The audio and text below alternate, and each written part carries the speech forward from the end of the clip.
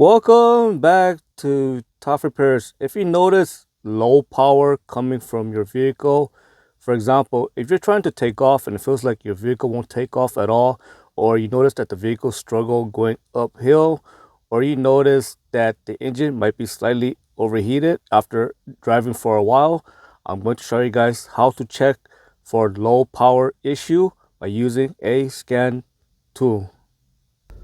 Next, take your scan tool and go to live data. Next, you want to make sure that your engine reaches to operating temperature, and you want to make sure that it goes into closed loop. Next, we're going to check the upstream oxygen sensor to determine what is causing low power. Next, go to S11. This is going to be for the upstream oxygen sensor. Next, you want to graph it. Next, we want to bring the engine RPM to about 3,000. So this is going to be a wide open throttle. Now, at wide open throttle, the number should be over 100 millivolt and below 800 millivolt. If the number dips below 100 millivolt, it means that there's going to be some sort of fuel delivery issue, such as a clogged fuel system or a weak fuel pump. Or also, it could also mean that the mass airflow sensor could also be dirty as well, and it is giving false reading.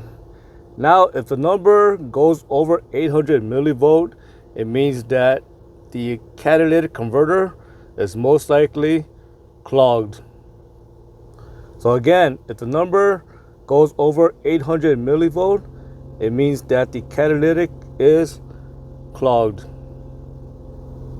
Again, if the number is over 800 millivolt, it means that the catalytic converter is most likely clogged. So you notice that if your vehicle has a hard time accelerating, or it struggles to go uphill, or you notice that the engine is starting to misfire, or it is starting to overheat, that could be a sign that the catalytic converter is clogged.